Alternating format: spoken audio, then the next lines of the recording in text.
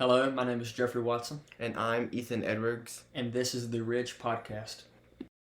Well, thank you, everyone. Today we're having on State Delegate Wren Williams. Sir, how are you? I'm doing just fine. Thanks for having me. Thank you for Well, coming I think I can speak for both me and Ethan. We're real excited to have you on. And with most interviews, we like to start from the beginning. So, where'd you grow up? I grew up in Patrick County.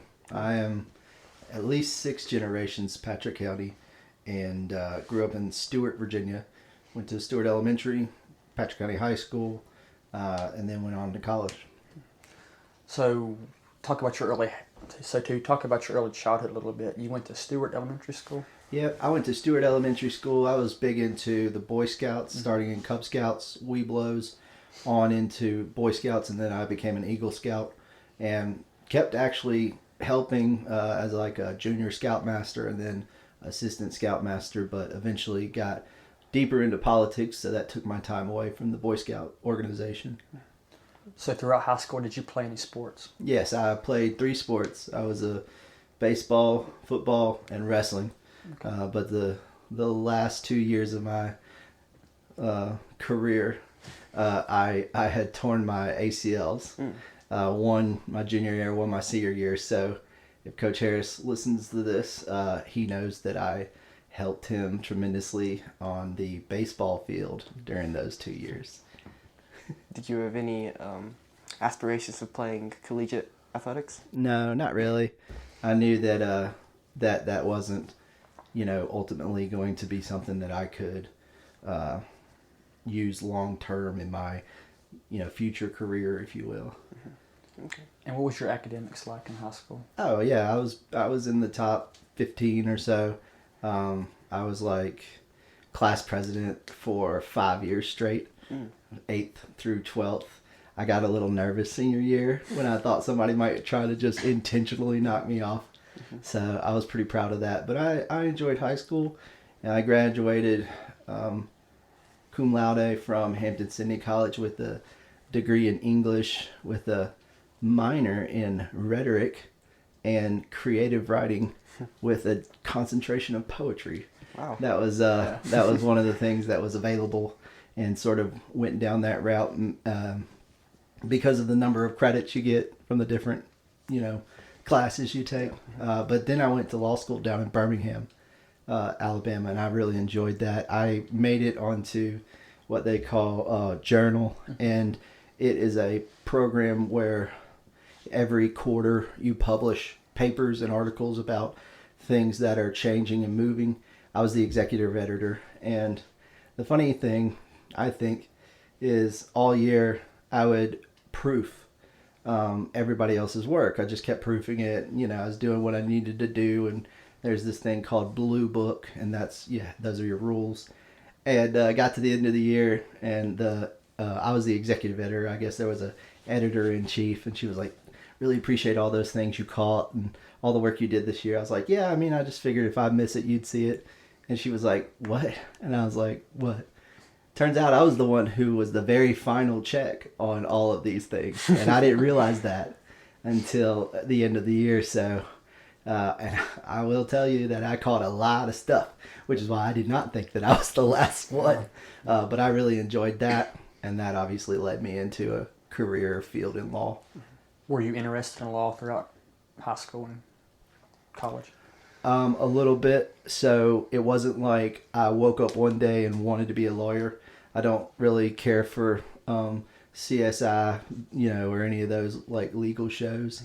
I really, I come from a long line of businessmen, entrepreneurs, first of their generation type. My great grandfather was a contractor. He owned a lumber mill. My grandfather, he ran several lumber mills with his dad, and eventually ended up manufacturing hardwood flooring. And so that's really where I grew up, was in the business world. We joke and say that, I didn't really learn about, your ABCs. I was learning about profit margin, waste, yield, cost, optimization, efficiencies. So that's really where I come from. But what really changed my direction was in senior year of college, when I really sat down and started looking at my skills that I had, it all lined up with law school. Yeah. So I went to law school because of my English background, rhetoric, writing, all of that, very important. But I also did at the same time my MBA. Yeah. So I got a JD MBA, and I'm so glad I did that because I use that MBA every single day. I use that MBA with my delegate, just thinking about costs and income, expenses, and some people just don't understand that. And almost everything we do in Richmond, it impacts, the dollar and cents of every single person that listens to this show and us. Can you tell us a little bit about the process of getting into law school? Mm-hmm. Yeah, so you got to take your LSAT, right? You got to have your bachelor's degree. And then it's pretty simple. You can go on, there's like a centralized application system now because everybody, I think it's called LSAC. And so you can go on there, apply, go through all your programs, and then do well on your LSAT because they will take that into consideration as well as your schooling and your curriculum that you take. But it's fairly simple, a lot like applying to school or college. And there's guidance out there, but I would recommend two things, and these are sort of inside baseball, but if you want to practice in North Carolina, you should try to get into a North Carolina school. It's a very regional industry. So like everybody in Virginia knows each other. And we might know a bunch of people from West Virginia, but we don't know Kentucky.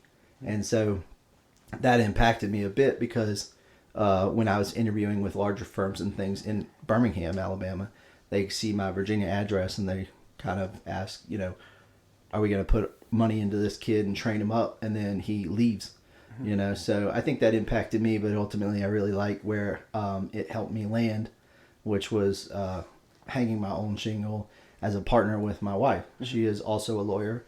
We met in law school. Yeah. So was that difficult having a relationship and going to law school at the same time? No, it was better because she, she was focused on law school and I was focused on her. So it worked out that, we both could pay attention. We had similar classes. We jokingly tell this story and I like it because it's very much our personalities on display.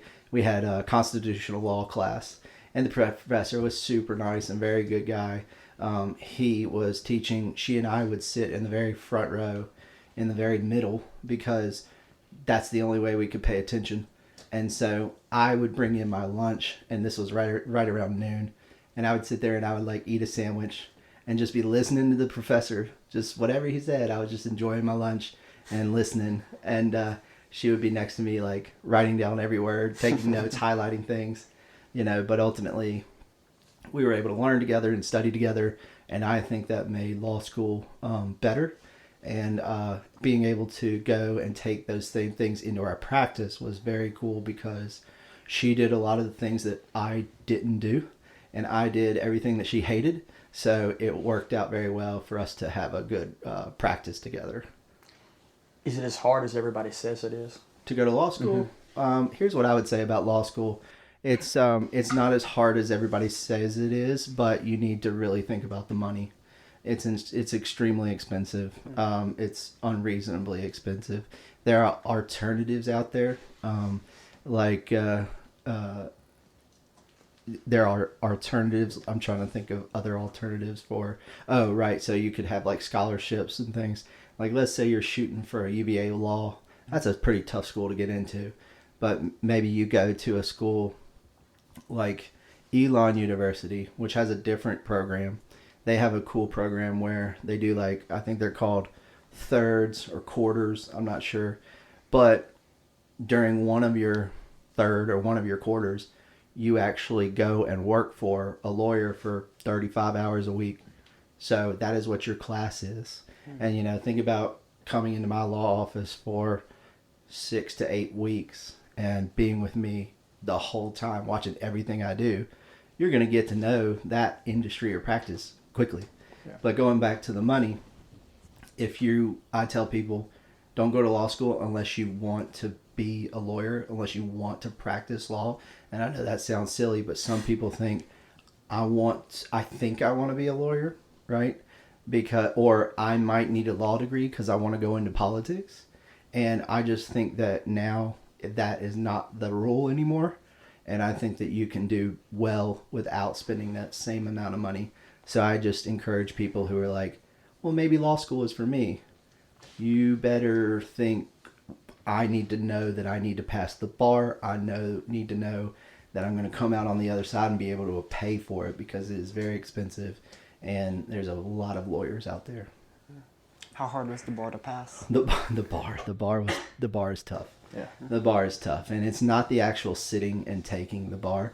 It is the preparation for it, because you have to know every single field of law and the core tenets and principles of it.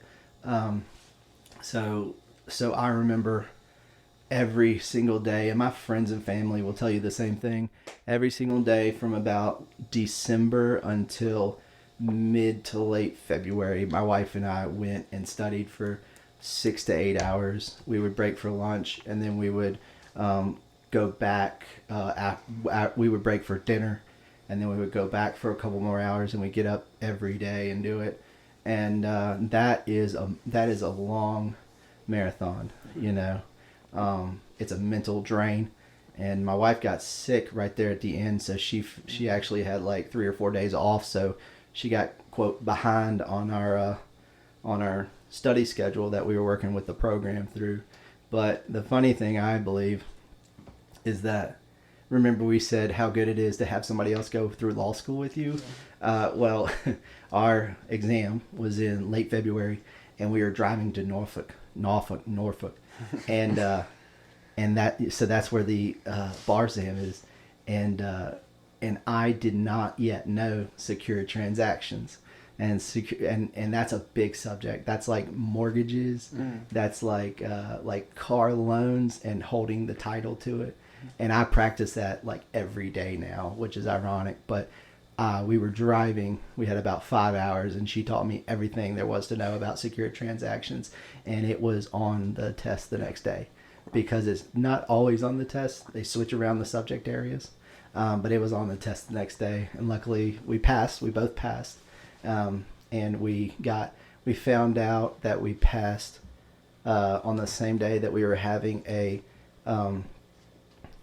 wedding shower with a bunch of friends and family. So I got to announce to all of them that we found out that we had passed the bar, and that was awesome, because they were like a bunch of people like ran to Walmart and bought champagne and like ran back to celebrate. And so that was very cool. And I believe it was the following week, or maybe 2 weeks later, we got married. And then about a month and a half later, we opened our law firm. It's a lot of big changes in a short period of time.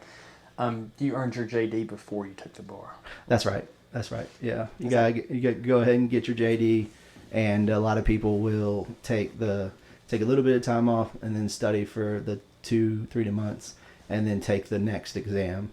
But my MBA program, it had classes through all of the summers, and then I had to take an extra semester to finish it. So I didn't take the exam in the June or July. I took the February, so they call it a summer and winter. Okay. Mm-hmm. So you took the bar in Virginia. Yep. Does that allow you to practice in surrounding states, or only in Virginia? Yeah, you can practice in surrounding states. Like for instance, after 5 years, you can do what's called you can waive in to North Carolina.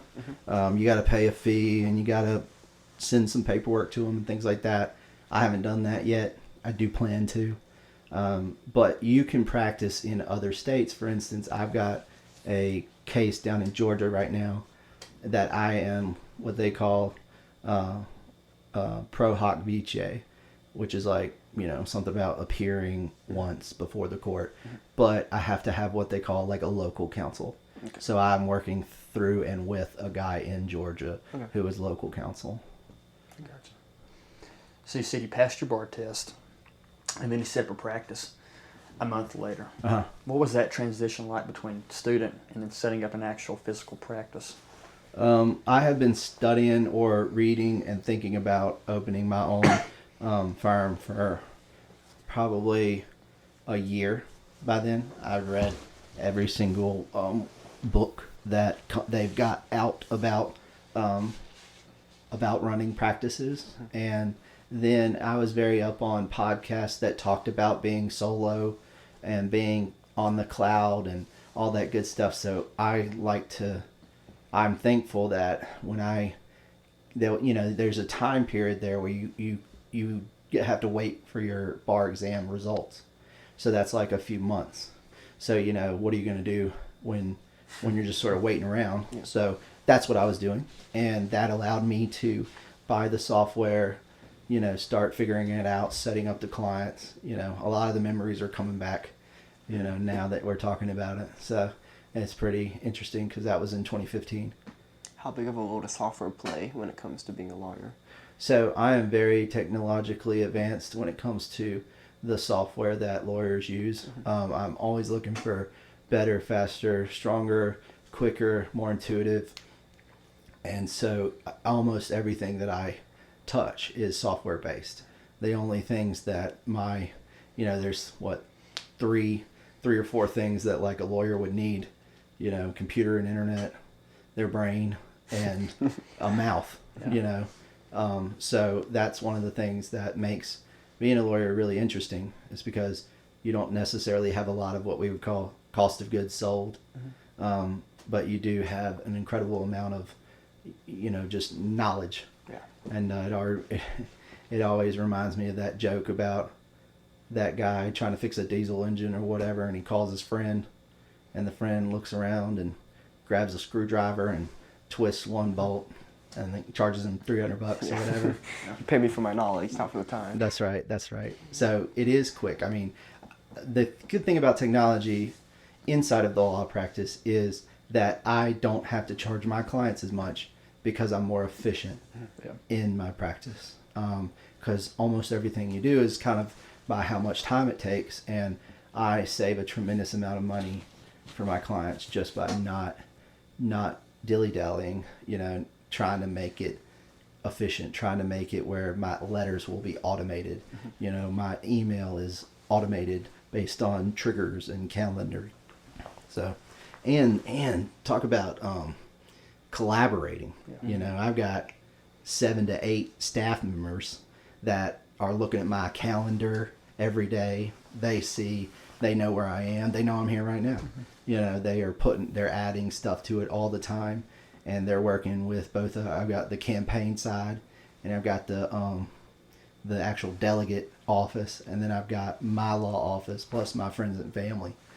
So I have an interesting calendar, but it's the only way that I can make this happen. Yeah. Is through technology. So I adapt it. How difficult is it to balance your career as a lawyer and owning your own firm and running it, and your career as a politician? Well, lawyer, politician is kind of the same thing, because you're really either writing the law, reading the law, fixing the law, changing the law, and then almost every law is based on some sort of policy, right? So we're not up there going like, this sentence makes a lot of sense. We're up there saying like, well, how do I get the thoughts and the right words to try to carry out the policy that I want? Okay. And so I think it's very important. And one of the things that is good about law school, if you're thinking about going and don't necessarily want to be a lawyer, is it does, and they tell you this, it does change the way you think. And what they mean by that is you're trained to read and issue spot, is what we call it, issue spot. So like all the time now when I'm reading a piece of paper, I'll just read a sentence, and it'll be like, the magazine article, and I'm like, which one? Right? Like where's the proof? And I haven't even finished the sentence. Yeah. So that's why my wife, we joke about like every sentence that a lawyer writes is about a paragraph inside of one sentence. And that's kind of what the law is. So it's very sectional for me. And because I am, my own boss, I run my own practice, And because I'm virtual and mobile and remotely set up, I'm able to work from Richmond. You know, I was in Richmond for 4 days last week, but I had court and client meetings on Thursday that I was in office for. You know, and there's no way that I could do that without technology. I mean, I worked for like 14 hours straight on Tuesday just to like catch up everything because I didn't have anybody bothering me. You know, I had a day off. And so I just worked as hard as I could to fix that, because as a lawyer, you can work whenever, right? And that's also a negative. Yeah. Because you can work whenever. So I try to get it done, and I try to be smart about my time and prioritization. The biggest thing I've stopped doing is taking as much on, because there's no way I can do it all. And I finally, that clicked after 34 years, I guess.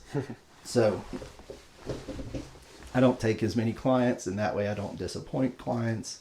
And so that's all going a lot better. So I'm liking where this is heading now. Yeah. So last week we had an interview with the clerk of court for our county, Gerald Goad, and he showed us a bit of the virtual court area. So lawyers remoting in and presenting. Do you feel like presenting remotely changes the process or makes you more effective, less effective? So I think it's important to really remember the type of presentation that you're making and the audience. So a lot of times, think about like a motion where it's all legal. It's between two lawyers and a judge, you know, and all we're doing is talking about the facts and talking about the legal principles underneath of it. We can do that on a phone call, you know, and now we'll do it sort of nice and formally on a virtual meeting. But there's no way that I would do trials or, you know, some sort of crazy jury trial on or over any kind of virtual. I'm okay with them zooming in is what we would call it, or doing like a WebEx in, like as far as witnesses and things like that. But I would never do like a full trial where like the victim was not able to be in the room, because just the whole dynamics and everything, there's a lot of body language, there's a lot of cues, you know, and especially if you're sitting in front of a jury, you want like, you can feel what they're thinking and how they're feeling. And same thing with the victim, victim or witness or whoever, you can kind of see where they're going, what they're going through, how they're feeling. Like I've stopped before and just be like, I know this is clearly upsetting you. Like we're going to take a break, and just ask the judge if we can take a break, you know, but you wouldn't necessarily know that if they were on Zoom, you know. Your first time in court representing a client, was that nerve-wracking? No, no, it was hilarious. It was hilarious. It involved Diet Mountain Dew bottles, 3 sets of night vision goggles, a stakeout, and a class 3 misdemeanor. So it was a lot. It was hilarious. Are you allowed to elaborate? Yeah, I mean, it was a funny story. I think it's still pretty funny. Most people thought it was funny. But basically, I represented a gentleman who would, for some reason, throw out a Mountain Dew bottle, a Diet Mountain Dew bottle, at one particular location. And it wasn't, you know, malicious towards the landowner or anything. I think it was just negligence and silliness.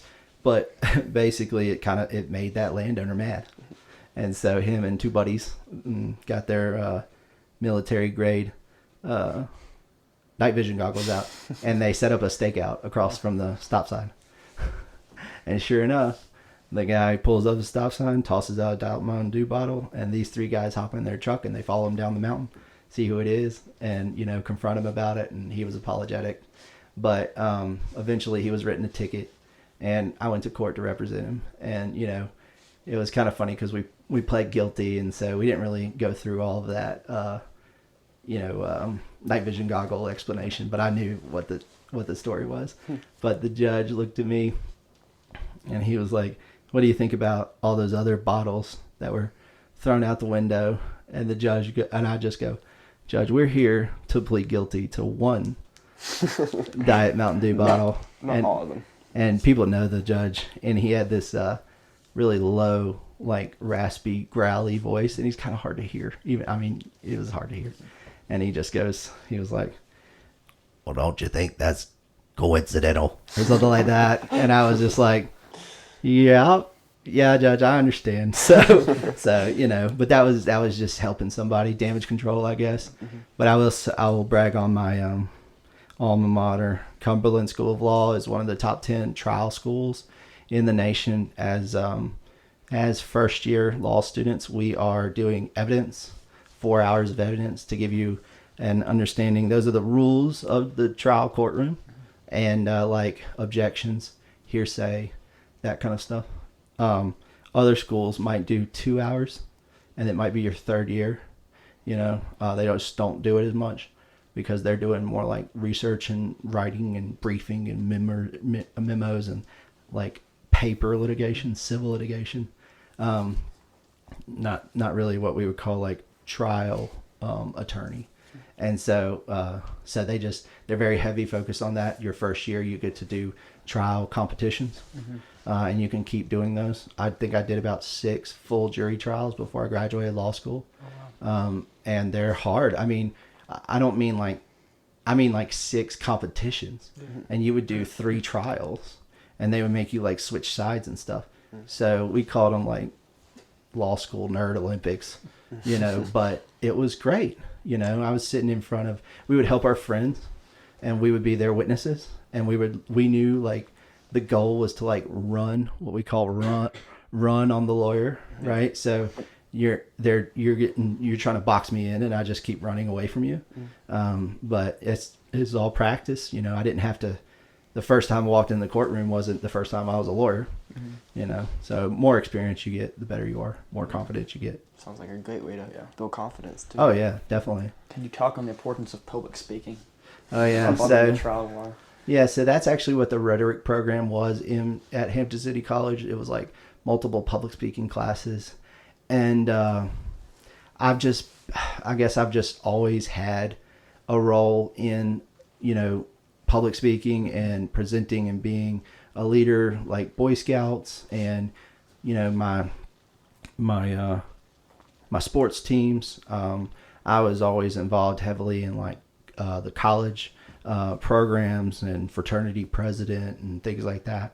So I've never feared speaking in front of a large group. But again, more you practice. And I don't know, there's just so many different little ways to figure out your public speaking and your nervousness. And it's hard for me to tell you what will work for you. It's just impossible. But over the years, I've understood, how I like to do things. Like I'll give you an example. I'll tell you that I hate reading a speech. I hate trying to memorize a speech. It doesn't work for me. But what does work is remembering like points that need to be made. And one of the things we were taught was like, in your mind, think about a triangle and like start at the top. Sorry, not a triangle, a diamond. Start at the top point, and that's sort of like your opening intro. Go to the second point, go to the third point, fourth point, or the fourth point, and then close, like you're done, right? And so that's sort of a good way to remember it, and not try to overload your plate and remember everything.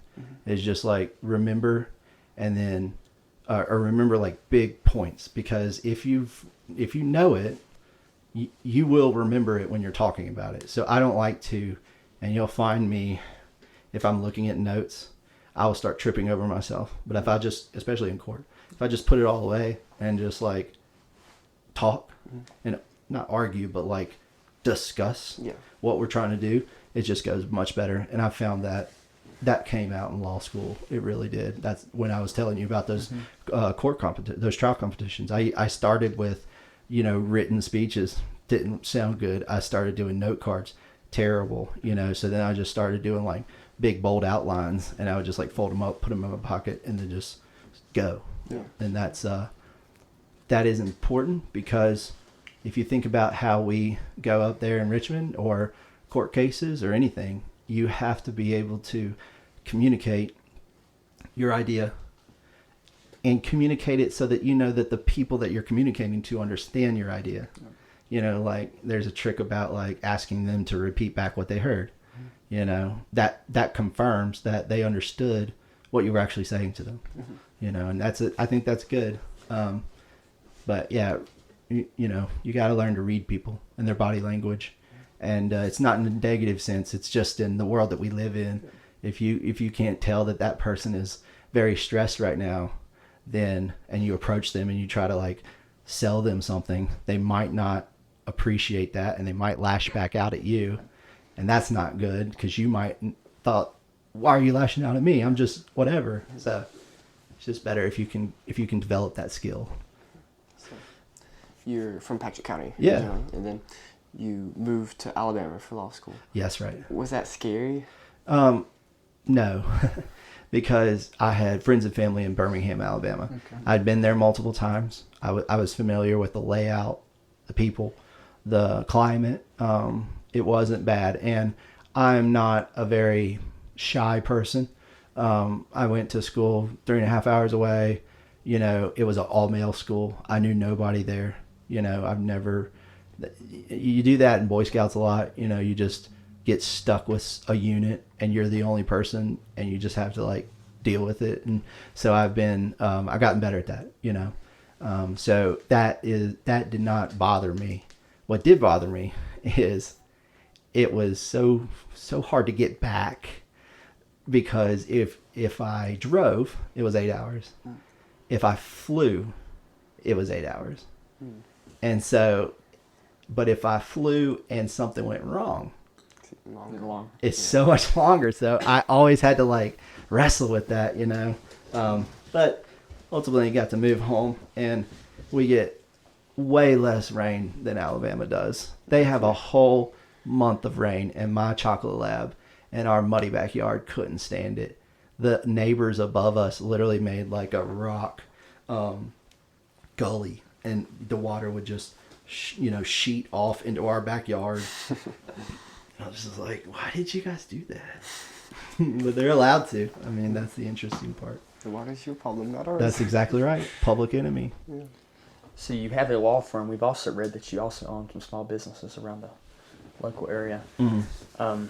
How do you multi-manage that? It depends on what the businesses are, Yeah. right? Some are going to be that passive income rental style. Mm-hmm. Some are going to be more of that active, cattle and things like that. So you got to figure out what works and when you can do it. Ultimately, you can't.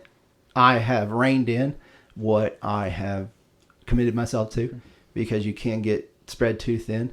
And if you are like me and you want to get into everything, then you're always neglecting something.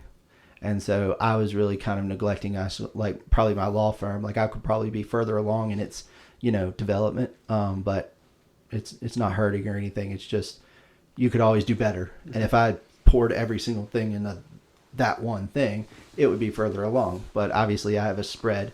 For instance, I like to play drums at my church because my mom is the choir director. My sister sings. My wife plays the piano. My aunt plays and she sings. So that's enjoyable. But that is also another hobby and another skill that you have to like keep up, and things like that. So it's difficult if you're like me, who has collected hobbies over the years, to start cutting back on things. But my wife and I, literally, I have it on my phone. It says life inventory, and it says like everything we're currently doing. And I've been looking for things to be like, well, I'm going to get rid of that, because that's one commitment that I just can't commit to anymore, because it's taking time away from X, Y, and Z. But it's important to be organized, have a calendar, and have a good structure. And I would say, just for people out there and younger folks, is boundaries, because you've got so many things coming at you all the time. Like today, I just deleted every app off my home screen. Just got rid of all of them. That's something I do, actually. Yeah. So on iPhones, you can swipe all the way to the end, and it has all the lists. The only thing I have on my home screen is just a calendar. That's good. And that keeps distractions away. Yeah, and it's you open it, and like I find my finger just opening messages, and it's just automatic. So as soon as all of those are gone and you have to like search for it, as soon as you hit search, you're like, never mind. And so just breaking that up. But but yeah, that goes to the boundaries issue. Like I have been working with younger folks, and there is a tendency to, not use email, and texting and messaging is turned into email. Not a lot of people will get phone numbers. They'll use Facebook Messenger.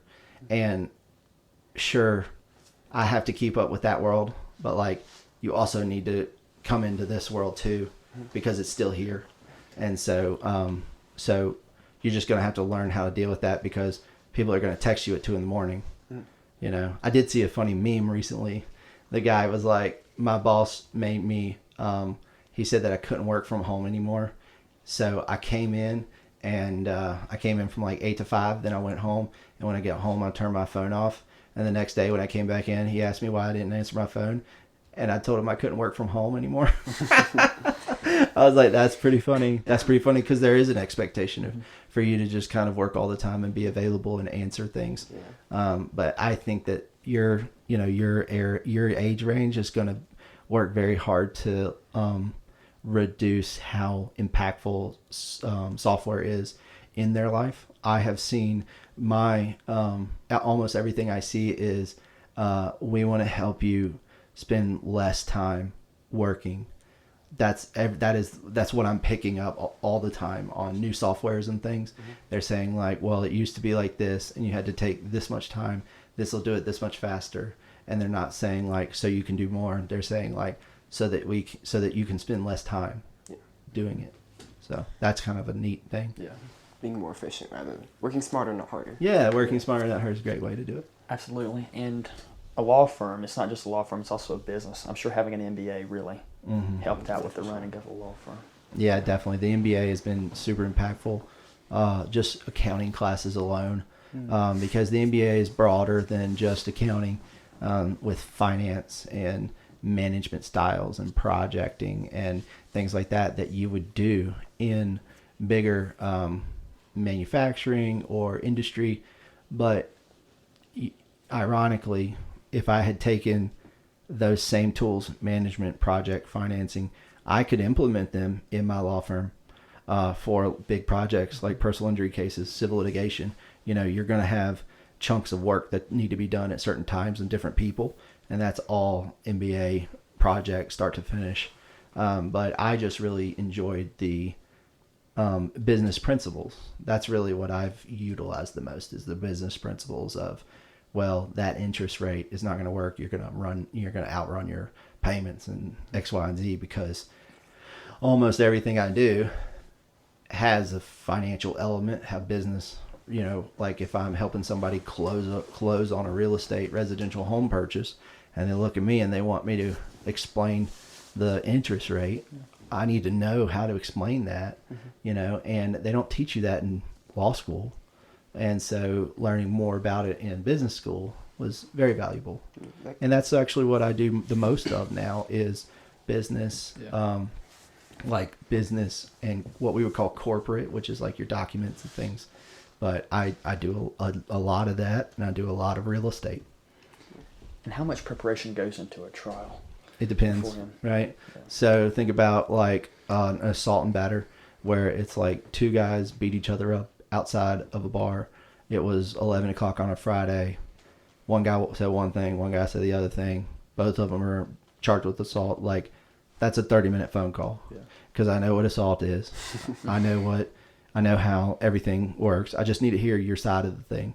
What happened? Tell me what happened, and we'll talk through that and what your options are. But I'm trying to think. Oh yeah, I did one recently. That was a civil litigation. It was $350,000 on the line, and hundreds of pictures and hundreds of documents and hundreds of allegations, and that took a week. And that's after 3 years of working through everything, as far as discovery and getting things set and moved and filing motions. And that's why I tell people it's crazy that I can sometimes, because people show up and they want you to sue somebody, and I'm like, that's fine, but are you ready to hang out for like 3 years? Because that's how long it's going to take us. And I tell people it's crazy that I can get laws passed faster than I can finish a lawsuit sometimes. So Yeah, a lot of times my clients will go through that, and that is something that you have to understand is, let's say the insurance company is offering you X amount of dollars and you're like, well, that's a terrible offer. And I'm like, that's true. But in order for us to go the next step, we have to pay out all these costs, doctors, depositions, paperwork, etc. So you might end up getting less money, but a larger offer, but less money. And think about that. I just talked about revenue, costs, expenses, and net profit, all in that little example. So think about applying all that business to the legal background. It's hand in hand. It really is. Sounds super handy.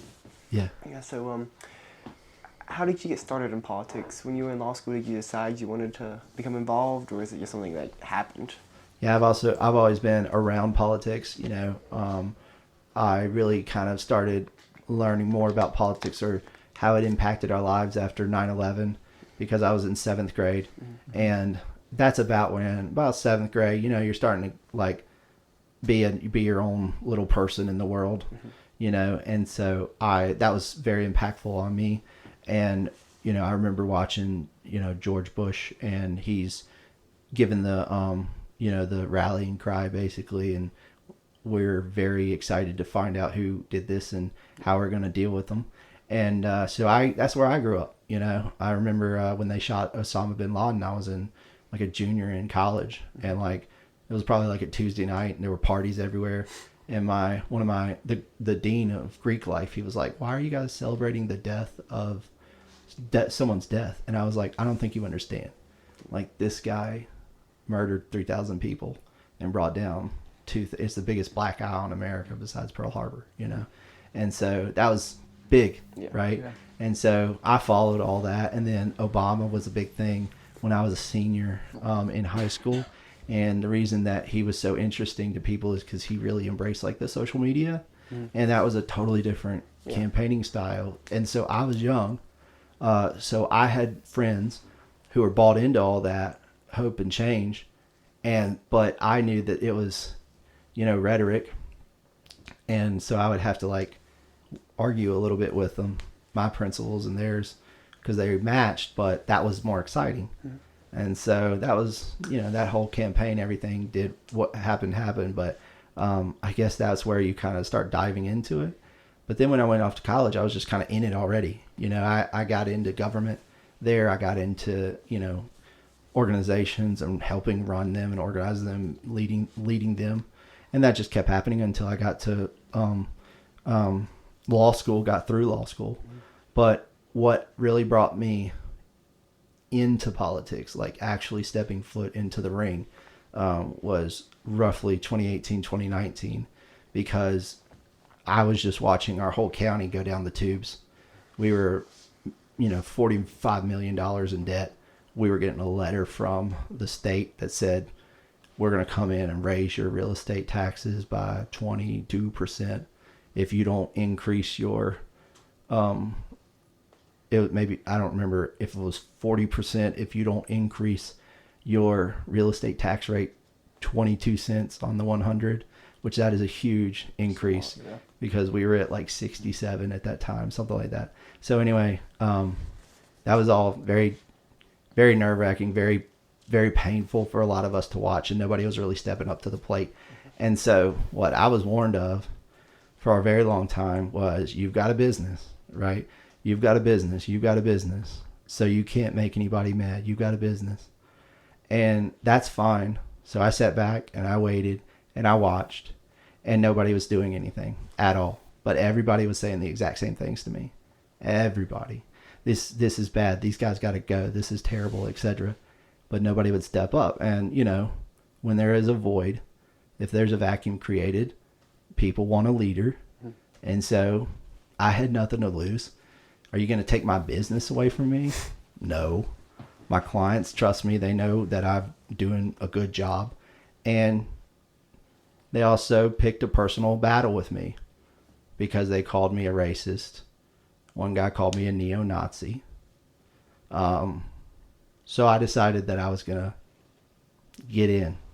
And that's what happened. We had the Patrick County Republican Party unit, the local unit. It had become defunct.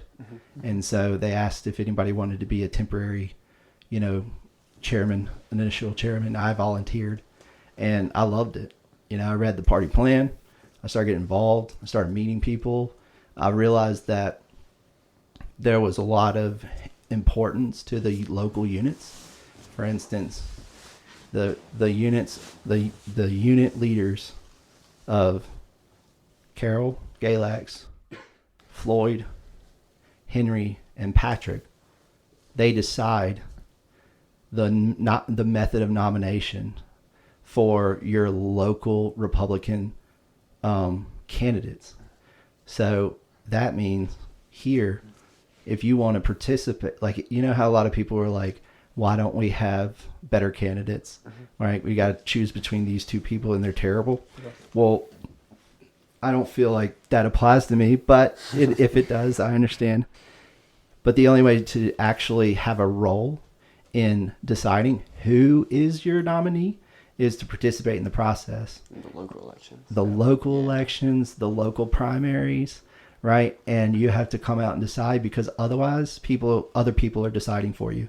And then that's what you're left with to vote on at general election day, so it's important, and I'll leave it there. But I really loved my time as unit chair. We grew the organization by over 100 members.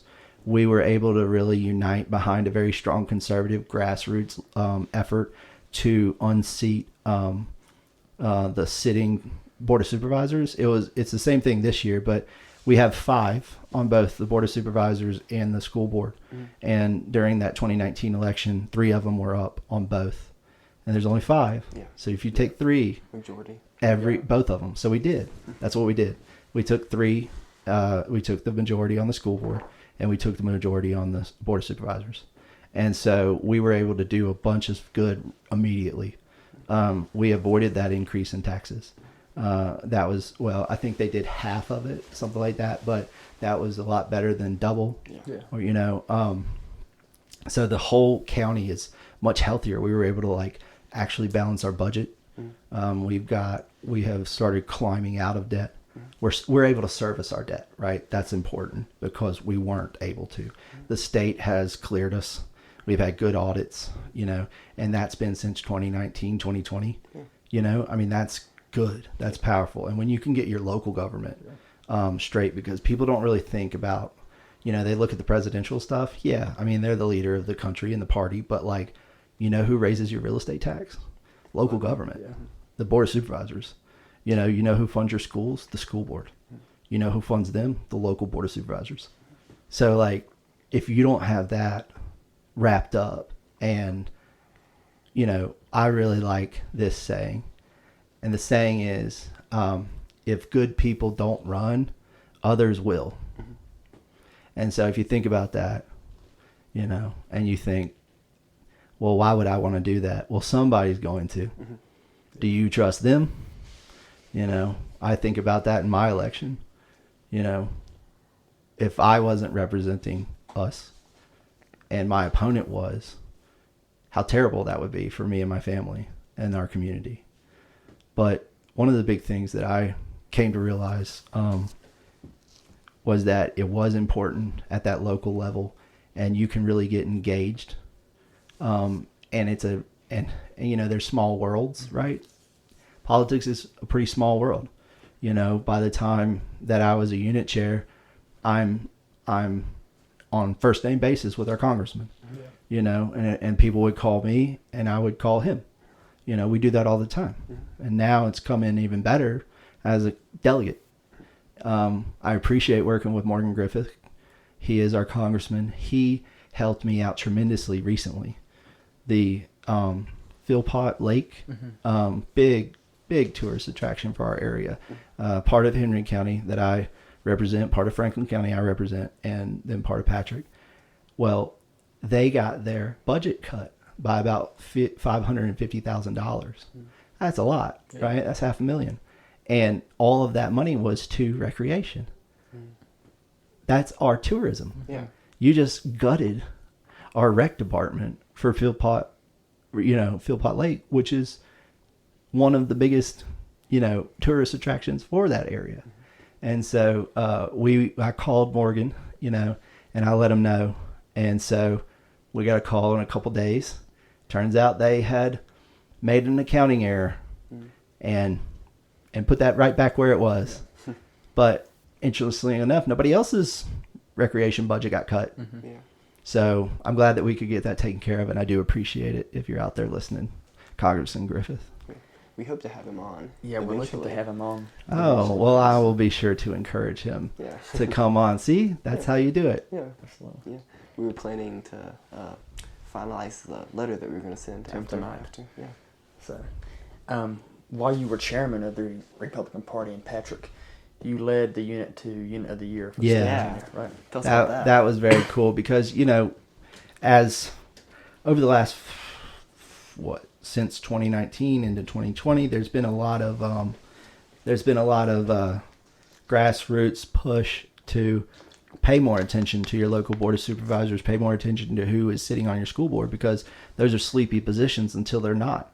Think about the solar farms coming in right now. People are looking at their board of supervisors and requesting they make hard decisions. Yeah. But otherwise, it wasn't a big deal. Yeah. They heard something and then they went on with their day. The same thing with CRT and the school boards, and the masks and COVID and all that stuff. That is incredibly stressful and hard decisions. And, some people who just sort of fill the role, they're not ready and they're not prepared. And you're seeing people step down. So I'm encouraged with the number of people that I'm seeing run for local office. In Patrick County, we have, I can think of 10 candidates right now for different offices. Same thing in Carroll. Signs. I just think it's going to be a big year, and that's exciting for me because I come from wanting more people involved in the process, wanting you to come out and vote, wanting you to get engaged. I remember 2 years ago, maybe before Trump, like right when he was being voted on, I had multiple people say, I'm 46 years old. I've never voted. Yeah. This is the first time I'm registering to vote. I had one guy call me and it was so sweet. He was just like, how do you vote? And I was like, well, what do you mean? You just go to the place and you vote. And he was like, but where? I was like, oh, okay. I know where we need to start now. Yeah. Right. Like I had to walk him through the whole thing and I was like, it's going to be okay. Mm-hmm. You're just going to go in there. Right. You're going to do this. They're going to do this just because it's foreign to some people. Nobody's ever seen them vote, but we went when we were in elementary school and had fake elections and stuff. So, if you haven't done that, you don't know that it's not terrifying and people are scared of the unknown. Yeah. Just a mile down the road, the elementary school is one of the places where they can hold elections, and I've seen my parents go and vote, and I haven't did it, but I'm familiar with the process. Yeah. I know what it's like, and I think that would allow me when I become the age to vote to do it. Yeah, my grandparents and parents always took me to go vote with them, and I'll still go with them to the day because I just like going with them and watching the polls. But it's important to remember that you had family that, number one, could vote. Mm-hmm. Number two, was registered to vote. Number three, chose to vote. And then number four, thought it was important enough to include you. Mm-hmm. The guy that I was talking about, he didn't have any of those. Yeah. So the only reason, and this kind of makes me feel good, warms my heart, the only reason he did is because I was on Facebook constantly talking about voting for months. Because that's all I did, because that was my favorite thing to do, was get out, get the signs up, get people registered. I was counting,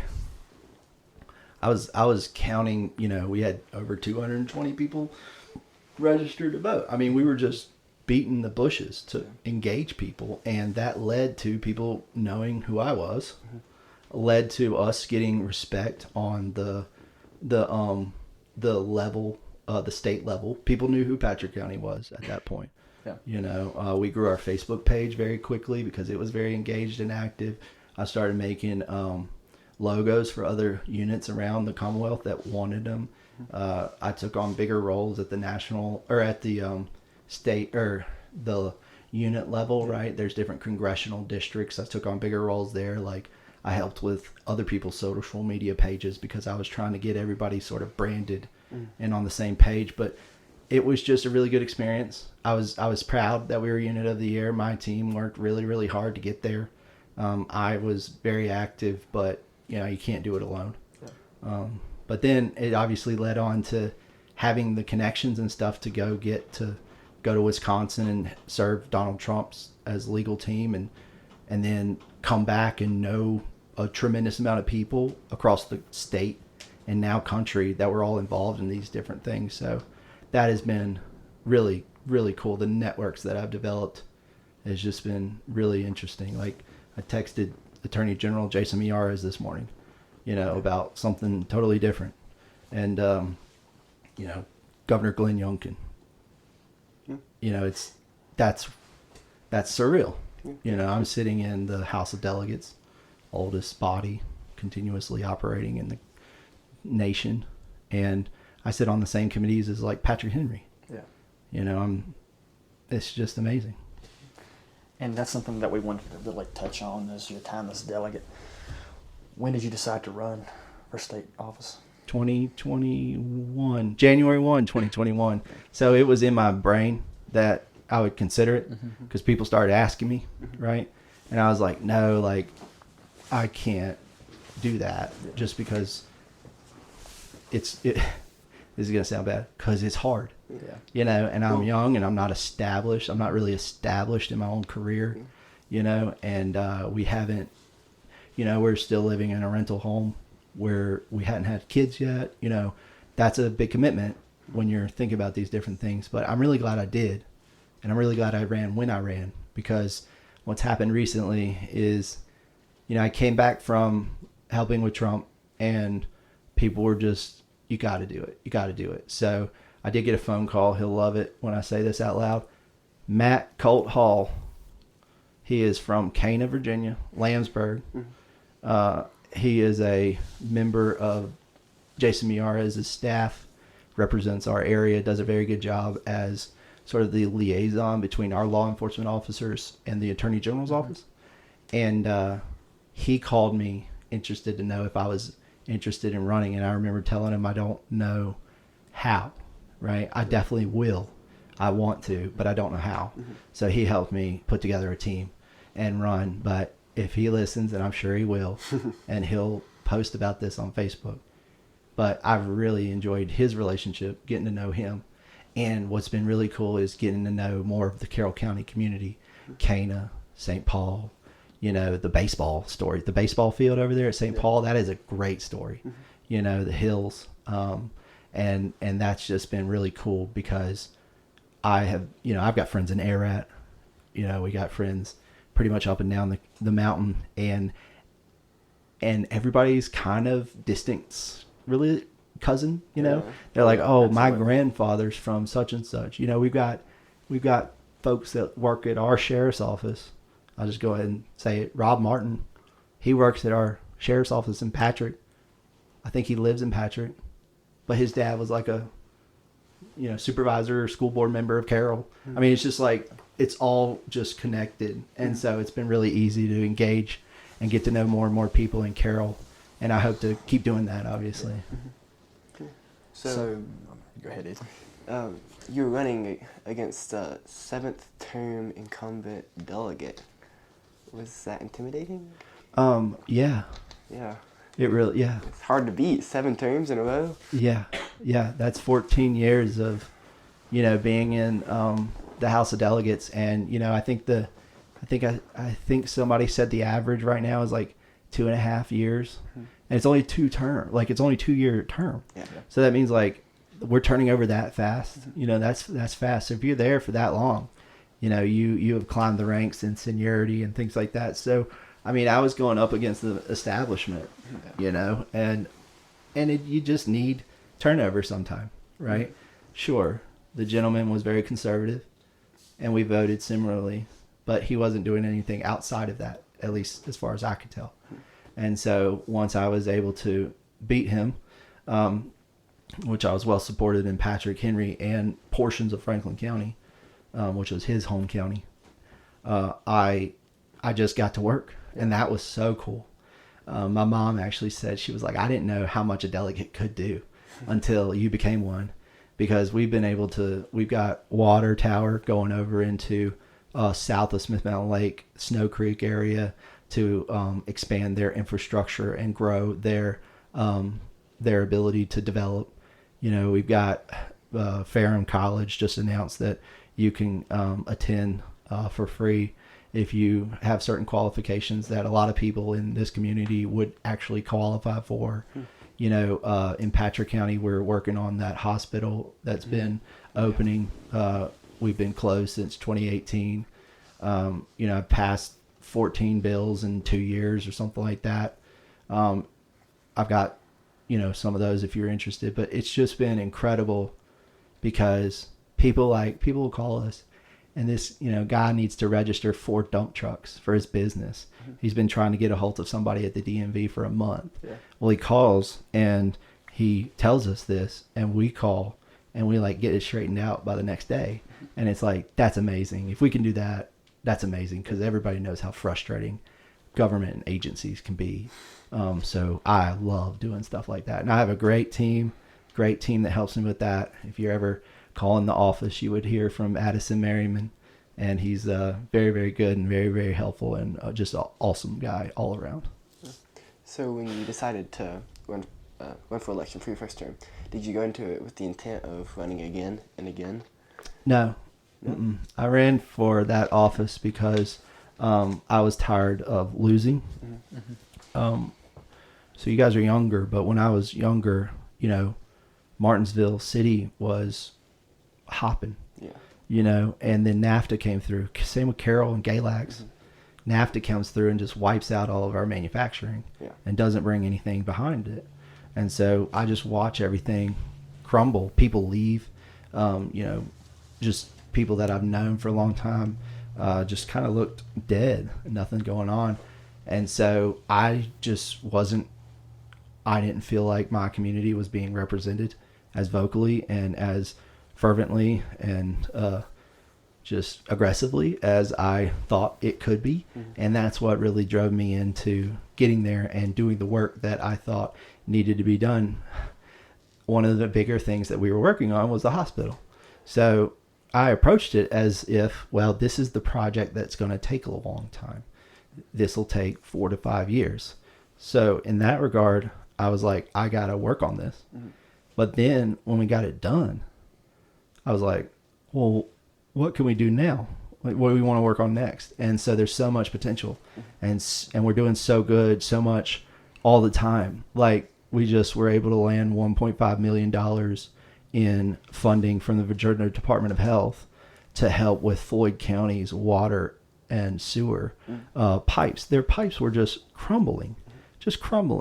And they had lined them multiple times, and they were just falling apart. And that's their really only source of drinking water. So, I advocated for that, put it in the budget, and then it came through. And that's amazing, because that is game changing for the community. And we did the same thing with broadband. We were working with ask about that. Yeah, we were working with River Street, and we were pushing them to continue to give us updates and be in the area. And they're more in Ferrum, Woolwine, the northern part of Bassett, that kind of, because it's so underserved, they have to go to very underserved, no service kind of underserved. But they came to see me in Richmond, and they were very excited, and I was very excited. And they were like, we got $92 million for infrastructure to help with this. And I'm like, that's excellent. What do you want me to do? Right. And so they were like, well, we're going to get started on this. We just wanted you to know, et cetera. And I was like, so what are you going to be able to do?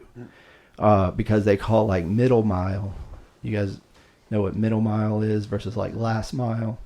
So the last mile is the most expensive portion to run. Middle mile is just Getting in the area, but last mile is getting to the actual. Yes. Yeah. So getting it to the house. So he made a bold statement, and I asked him about it, because he goes, we're going to be able to run broadband to every home. And I said, what do you mean by every home? What do you mean by run broadband? Right. Yeah. And he said, we're going to be able to get it to everybody. He goes, if you're touching the road, we'll be able to bring it into your door. And I was just like, I don't believe you. And I was like, have you not been to like our 1.5 driveway, residences? And they were like, no, we're going to be able to do it. And I was like, all right, I will believe it when I see it, but I'm glad to hear that you're here, that you've got funding, and that you're caring about that community, because they have had nothing. I drove past down here. There's a little rental, sort of movie rental place, right? And there's people out here who are gonna listen and say, there's no place to rent a movie anymore. But it's like, yeah, there are, where there's no internet or no internet fast enough to be able to stream something, and you're not going to buy a bunch of DVDs, so it's like, yeah, that still exists. So I try to impress upon folks from other parts of the state that when they are concerned about things that I consider silly, I usually let them know that we're still trying to get water to everyone's home. There's still people who don't have running water in this county and other counties. They don't have air conditioning. They usually heat by like a kerosene heater, right? And so I try to put it into perspective when I'm there in Richmond and they're complaining about things that I see as petty. So you win. What was your first few weeks as a state delegate like? Just like the big routine and getting used to things? No. It was like standing in front of a fire hose and somebody had the water on all the way. It was wide open. Yeah. It was wide open. You had to learn all this stuff. Like you had to go, and you don't ease into it, right? You can't like warm up. It's like starts, and you were beginning, like we were 90 days, here we go.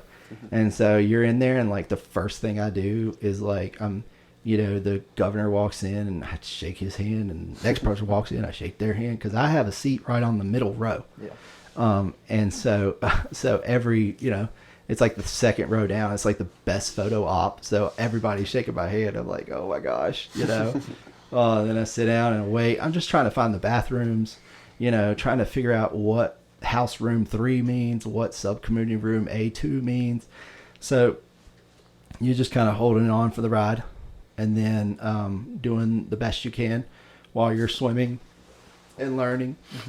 But I tell you what, we learned quick, because by the next year, we are getting our budget amendments in.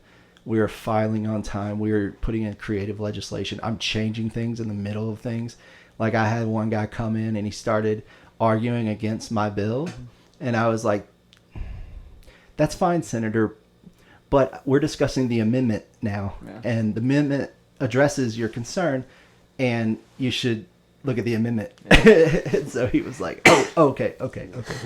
But yeah, the second year was a lot smoother. And I know, in the what I would call like off season, I have already started to get ready for next session, because there's going to be so much turnover.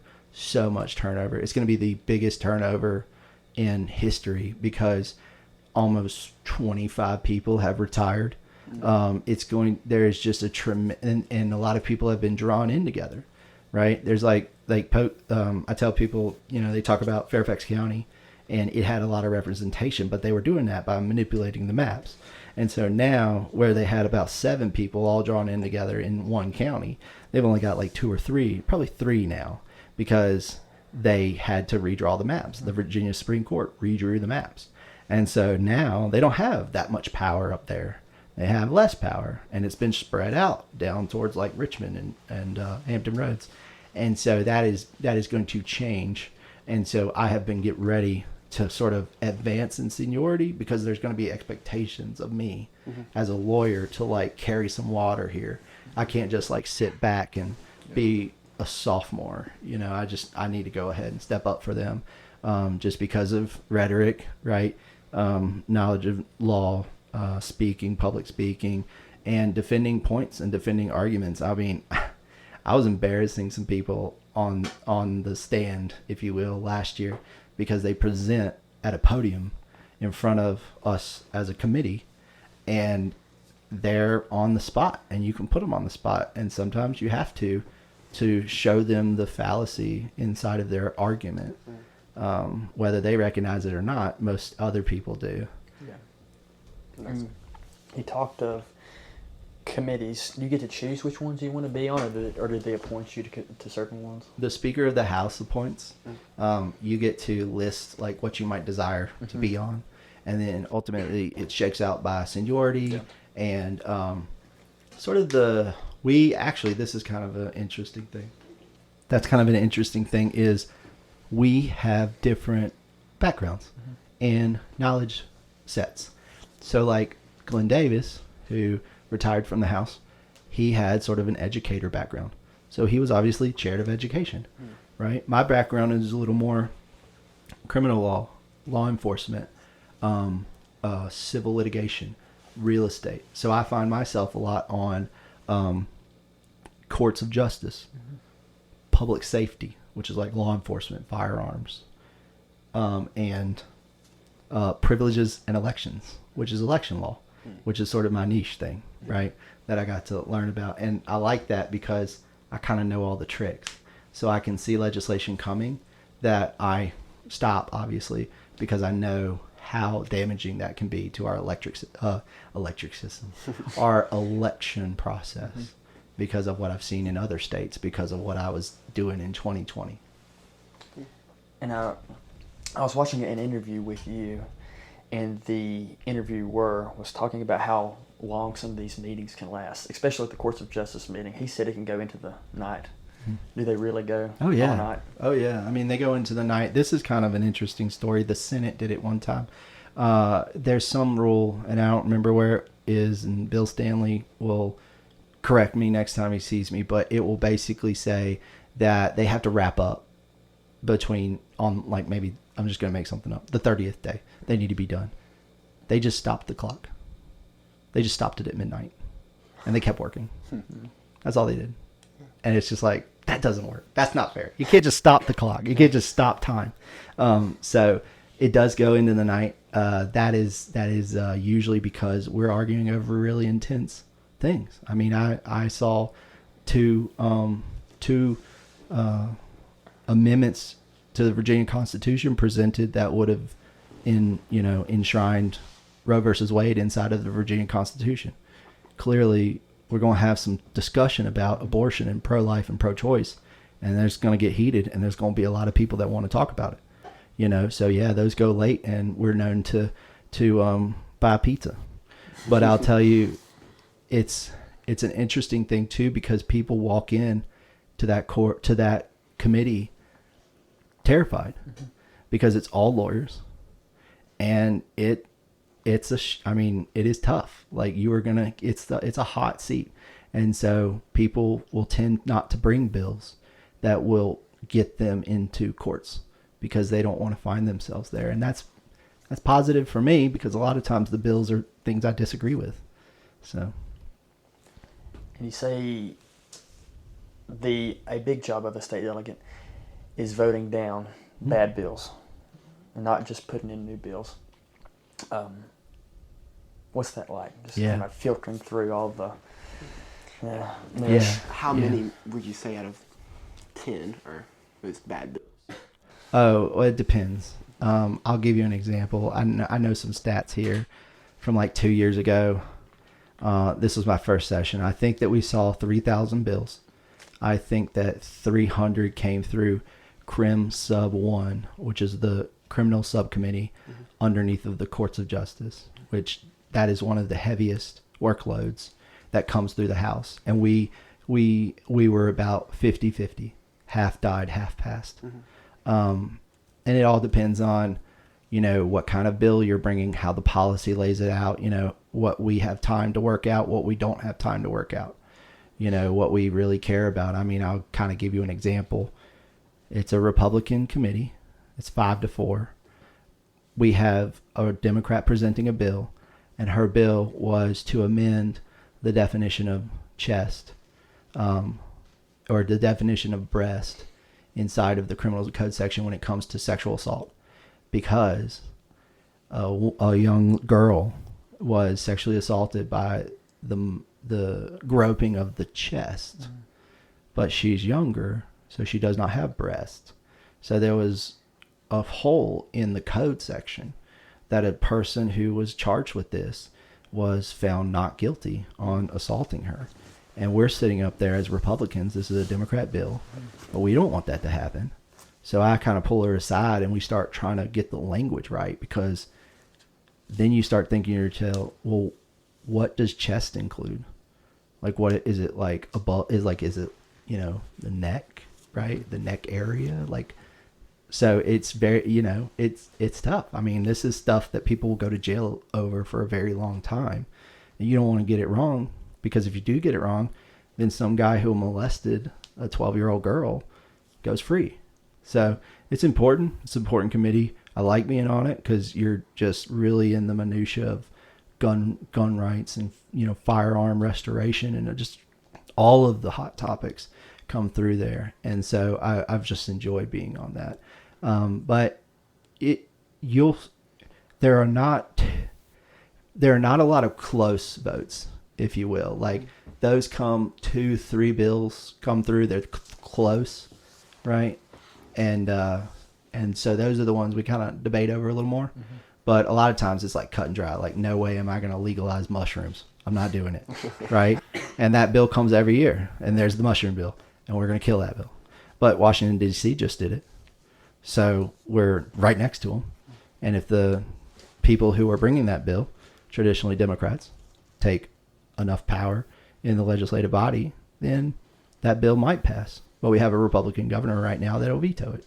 So it's all kind of checks and balances like the founding fathers wanted. And that's something that I've been truly impressed by, is the system that, you know, we all kind of look at it from the outside. We understand it.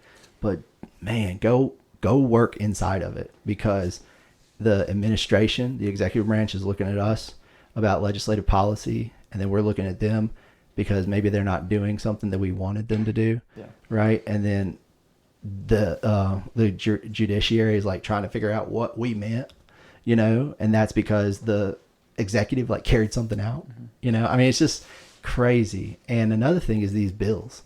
They go through so many different challenges because they go through, you know, a subcommittee, another committee. They might get sent over to appropriations, which is like another big committee that deals with money. Yeah. And then they got to go over to this. They got to go through the House. Mm-hmm. They got to go over to the Senate. I mean, it's just, and it all repeats. And then they got to go to the governor's desk. Mm-hmm. It's a mess. Right. But think about how that law got made, because it got tweaked and it got touched and it got changed and it got read by 1,000 people before it was actually become law. So, you know, it's a process. And they said the gridlock's there on purpose, right? Yeah, but we're nothing like Congress. Yeah. We are nothing like DC. I mean, that is, and there's a bunch of reasons for that. Like, number one is we are a one matter per bill type state, basically. Like, I can't do, you know, an ominous bill of pork spending attached to a really good public safety policy. It doesn't work. You got to bring that one thing. Yeah. And that allows us to be like, no, yes, you know, no, yes. You can't be like, well, I like 2/3 of it. How do I get rid of the other third? You know, and there's funny stories or funny sayings up there. Like, you know, Majority Leader Terry Kilgore likes to tell you that the Commonwealth has been around for over 400 years without your bill. It can make it another one until the next session. And I think that's pretty funny.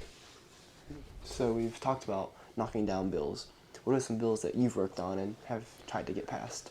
One of the big ones that really hit home, and I was very successful and lucky and blessed to get it done this year, was when I was, you know, COVID hit. And I was tolerant for a while, but then they shut our churches. And that's when I started to get mad, because they did things like designate our liquor stores as essential. And I don't agree with that. And then our churches were closed. And I didn't agree with that based on the First Amendment. And so there was a lot of litigation over a lot of that. And I was watching the litigation, but there was still a lot of games being played. Like, for instance, somebody would get to a court date, and right before the court date, they would lift the order banning people from the churches. Well, now it's moot. And then once the court case was gone, they put the order back in place. That happened multiple times, and the judge up there told them they better quit it. And so it's things like that. So that was big for me. So I brought that coming into session, I brought a bill that would have eliminated any of the governor's ability to close our churches by removing churches and other places of worship from the Emergency Powers Act that the governor was using to shut down the churches, to control everything. And so I brought that the first year. And remember, it's a Republican House and a Democratic Senate. So I get it passed all the way through the public House, no problem. I get to the Senate, and it dies 7-7, tied. And in the Senate, they don't have a 5-4 committee. They have like a 9-6 committee. So like the Democrats over in the Senate have 9 people. We only have 6. So it's, you got to flip 3, not just 1, right? And so I was happy to have flipped 2, but I didn't get that other one. Probably somebody else they called take a walk, which means they just didn't want to vote on it. So they just left the room kind of thing. So that failed in the Senate. I was disappointed. I shamed them. And then the next year, and this is why I said we learned, because the next year I brought the same exact bill and I ran it all the way through the House. And then I walked into the Senate and they were all expecting to shoot me down and embarrass me. And that senator I told you about walked in, he was late, and I had already presented the amendment. And he starts going in on, what if we have a hurricane? And I was like, Senator, you should look at the amendment. And the amendment said that our churches are considered essential. That was it. We just flipped it, right? If essential places can stay open, then we're just going to deem our churches essential. And we passed it. It passed 12-2 out of that same committee. I saw one of the senators look up at the screen and go, how am I going to vote on this? Because she knew that I had put him on the spot. And that's what you have to do when you don't have power in both houses. You got to figure out how you're going to get that bill through. Bill Stanley just did a very cool bill, and he got it through because when it's almost like leverage, he knew that if the Democrats were to vote against it, it would look horrendous. And that bill was a anti-porn filter bill that required internet service providers to require age verification in order to access pornography on the internet. Think about voting against that. And Bill Stanley and I are good friends, and we operate similarly, being lawyers and creative like that. And he said halfway through the presentation, one of the senators, Democrat senator, walks over and goes, I see what you're doing. And Bill was like, what? I don't know what you're talking about. And he was like, if we vote against this. And Bill was like, yeah. So that's how I approached it to try to get through the Senate, was I wanted them to have to look me in the eye and vote against allowing churches to stay open the same time the liquor stores were open, and we got it done and we passed it. And that meant a lot, because that one was personal to me. You know what I mean? So you have committee time, and then you have general session time. Which one comes first in the day? Yeah, so session starts at noon every day. And so the committees will usually, they're as early as 8:30. And then there's usually some in the afternoon. But the ones in the afternoon usually just say 30 minutes after adjournment, 15 minutes after adjournment, meaning like we could be in the session sitting on the floor until 6. And then the committee just started at 6:30. And that's why we'll get that in courts, because we still got 25 bills and 3 of them are on abortion. We're going to argue, So it's just it's the way it works. But when I'm up there, that's what I'm doing. That's my job. What else am I going to do? And I just put up with it and get it done, like anybody else. And plus I enjoy it, talking about putting pig in a mud puddle and trying to wrestle them. You're throwing me into the bowels of the law in the Commonwealth of Virginia. I step out a lot. I'll work in the Capitol because I'm remote, and I'll work. And I've gone and sat in the old Senate room with a MacBook, and I'm working in the same place that they're arguing over bills in the 1800s. It's just really, really cool. I'm sure that puts things into perspective, seeing either how far you've come in a certain thing or how much you've regressed. Yeah. Yeah, I mean, it's just tremendously humbling and a wonderful experience, and I just love every minute of it. And we have a really good caucus right now. Just really works together, holds together, right? We had a lot of initiatives in 2022, I guess. Yeah, in 2022, a lot were sort of platforms that the governor ran on, and we really worked together to just, you gotta, if you've got the House and you've got the governor's mansion, then you need to be lockstep, arm in arm, because that's the only way you're going to be able to really pressure something through. And that's what we did this year when it comes to utility regulation. When I say that, I mean like power companies. They had gotten out of hand. And that came from legislation back in 2020 that really let them get out from under the supervision of the Virginia State Corporation Committee. And it let them really run wild on their green energy policies and clean energy policies, driven a lot by the Democratic Party's Clean Energy Act. And so they're chasing that. They're billing the customer, and we're all paying for it, while they're also not utilizing fossil fuels as much. And so they're chasing a pipe dream, and they're letting them sort of walk all over us. So because we had the governor's office and because we had the Republican House, we were able to stand up very well against the utility companies and push them back underneath of Virginia SCC regulation and do regular rate renewal reviews. And they basically have to prove their case to judges who are experts in these areas and fields. No longer are they coming to citizen legislators and trying to, prove these rates. That just doesn't make sense. Leave it to the professionals. Yeah. And I think that's going to help us because our electric bills are out of control, absolutely out of control right now. And so we're trying to really rein in the electrical companies through this legislation that is really historic. I haven't been there long, but I hear folks that have been there 30 plus years, and they said there's nothing like this that's ever come through because they have had so much control over the legislature for so long. So I'm really proud to be a part of that. But it took us all being together. If we peel off, we got a majority of 2, right? Let's say one guy's sick and the other person just can't stomach the vote. It doesn't pass. Yeah. How often are you in Richmond? We talked about that work-life balance earlier. How often are you in Richmond and at home? What's that? Yeah. So I'll just start kind of beginning of the year. So starting in January, we're there for either about 90 days or 60 days, depending on which year we're on. And then we go back for what we call like veto session, reconvene session. That's in April. So once I get done with that kind of time frame, then I'm there maybe like once a month for like a larger committee hearing that I might be on. Like one of the ones I went to recently, I'm on the Department of Forensic Science Board.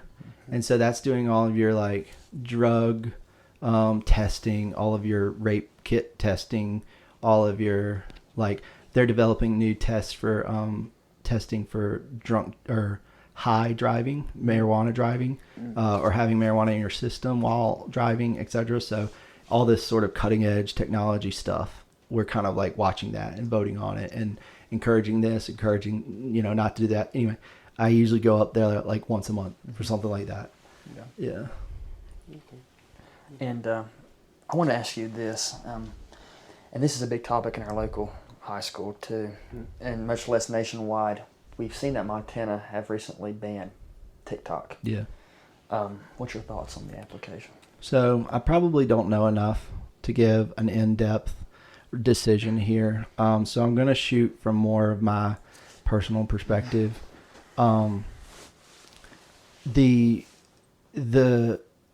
access on our government devices, that's not good. Yeah. Period. Right. Yeah. And like we definitely need to. We've addressed that. The interesting part is kind of that personal property rights deal, right? It's not my phone. It's your phone. And I don't really want to tell you what to do with your phone. Yeah. You know, but then you've got what it's actually doing. And what it's actually doing is pretty bad.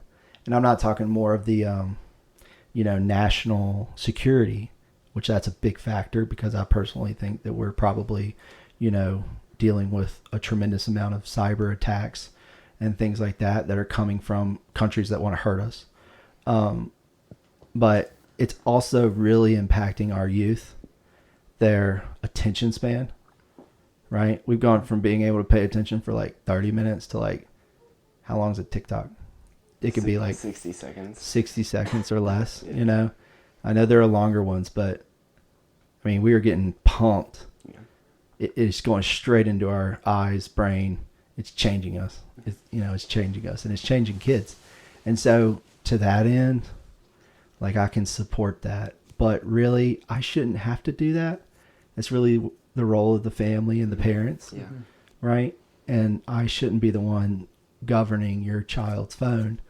But if it's a security risk to us, I can see dealing with that. Yeah. But I'm concerned what it's doing to children and how it's impacting their brains, because I grew up before the internet existed, but I've watched all this and I've watched younger people and how it impacts them, because it impacts me, but I'm more cognizant that it's actually impacting me. And I feel like younger folks don't know any difference, so I worry about that. Yeah. I do. Me and Luke both don't use social media, point blank. But ever since we started the podcast, we've used it to try to get our brand out, right? Tool. It really is. It's a very valuable tool, and I'm having trouble finding the balance between advertising ourselves and doing too much. It's very difficult. Yeah. Because one of the goals of this podcast is to break away from that, click culture and to actually sit down and have conversations with people. And having social media, yes, it does help us get out there.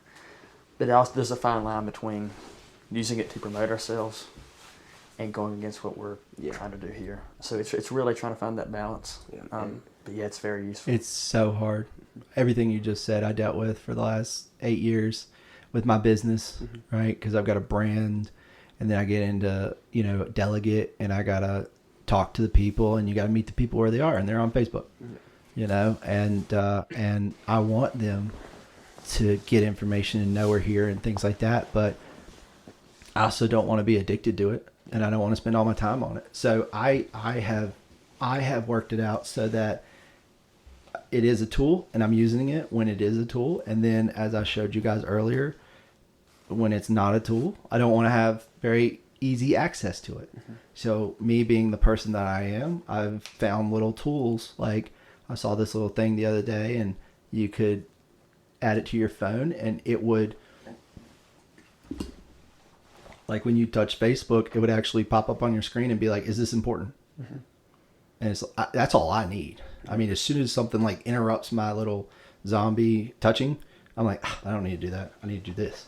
Right? But sometimes there's nothing there, and our phones are designed to attract us. I've seen people now switching to monochrome phone instead of using the color on their iPhone, just so they can not necessarily be so drawn to touch something. I've turned all of my notifications off. I was sitting there yesterday trying to work on my focus modes to get it right. I mean, this is what I was going with the boundaries. It's tough. And I'll tell you, how old are you guys now? I'm 17. Okay. 16. So like I thought about this because I'm still trying to figure out productivity and how to line my days up, and they're very complicated. And so I remember going out of high school using a planner all the time. Got to college, also used a planner. Got to law school, sort of got away from a planner, and then went into life and planner. I got a calendar, right? But like I was sort of letting the day choose what I was going to do, not me choose what I was going to do during the day. And that's taken a long time to deal with and work through, so I encourage you guys to be mindful of that. And one thing that I would recommend is, like, just because there is time in the day doesn't mean that you need to fill it and I feel every single minute, and that's not healthy. And so that's why I've been telling you guys, like, now I've got family time blocked out on my calendar, you know, because my son goes to bed at like 8:30, and if I'm coming to bed at 9, I don't see him because I wake up and leave before him, and that's impactful to me and him. So I've started to try to like break that off, you know. So speaking of your son, he's newborn. Oh yeah. Yeah. So what's it like being a father on top of everything else you do? Oh man, I love it. I love every minute of it. It's been so cool. I'll tell you, it's pretty funny. So he was born on the day session began. So session began January 11th. He is being delivered. Oh, that's my brother's birthday. Yeah, and I'm the 12th. So yeah. So he is on his way, and the caucus is texting me, "Where are you?" And I didn't let my wife see at the time, but I've told her later. But I had my phone like back behind the hospital bed, and I was like, "I am in the delivery room. I am not going to make it."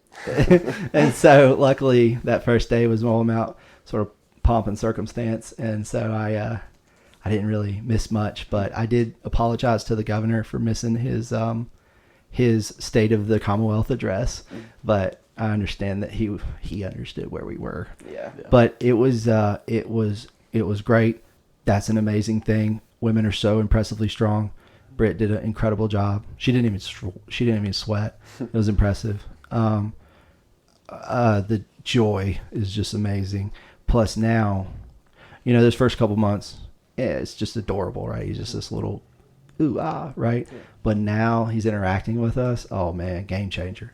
He knows what Britt looks like. He laughs when he sees her. He smiles so big. You can just love. I mean, he just loves her, right? And then I can get him. He engages with me. So absolutely incredible. Wouldn't recommend it at your age. Yeah, of course, yeah. But you know, I'm very happy, and he's doing wonderful, and that's all you can really want. It was interesting. A client came by the other day, and it was one of Britt's, and the work kind of fell by the wayside, and they came to see me, and they were like, "Hey, you know, what are we doing? Where's our stuff? How's this going to work?" And I was like, honestly, I don't really have the time to do it, and if I'd rather spend it with my son. Yeah. And they understood that. Yeah. And then we talked about politics for like 45 minutes. Yeah. You know, so it was I appreciated that, and it's changed my perspective on like what's important. Is like one more hour of work important, or getting to put him to bed? Yeah. And I can't believe we haven't touched on this earlier. Your wife is also a lawyer, and y'all have a firm together. What is that like, that partnership together? I mean, it's like a work-life balance. Work-family balance. Work-family balance. Really, yeah. Because well, she's my partner across the board, right? And she was my law school partner. She's my legal partner. She's my life partner. My, partner in childbearing and rearing, and so it's been hand in hand. It's tough, right? But I wouldn't want to do it with anybody else, in case she listens. But I also, you have to work so hard at it, because you can't just unplug, leave your work there, and then go home and not address it, because we have started talking about it at 10 o'clock at night, and I'm like, I cannot do that right now. I will be up for the rest of the night, because that will, upset me. But like sometimes, I mean, she goes to court for me. I can't make it. She can fill in.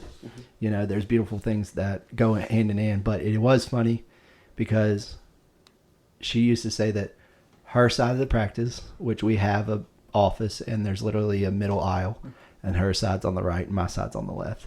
She said her side of the practice is like non-drama.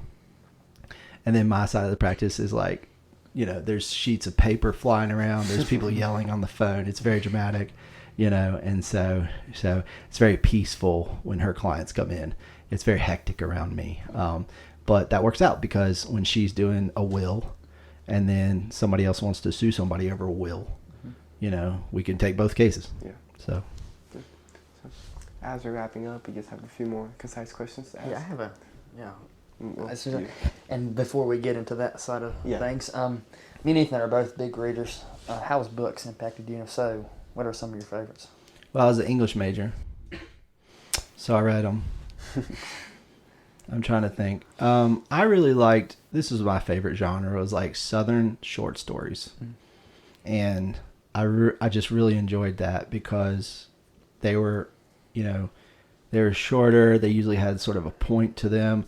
I'm not a huge fan of like character development. My wife will tell you that. Like I love the first 3 episodes of a series and then they get into like character development. I'm like, never mind.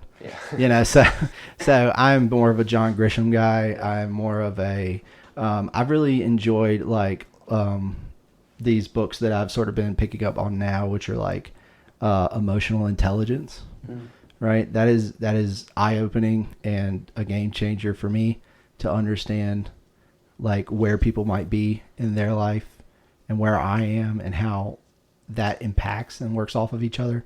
And so I've told others that if you haven't heard of emotional intelligence, that you really kind of look into it because it can help you grow, like control your own emotions, and deal with those. And obviously I go into very tight, very emotional, very stressful situations, and I have to keep calm and cool and collected.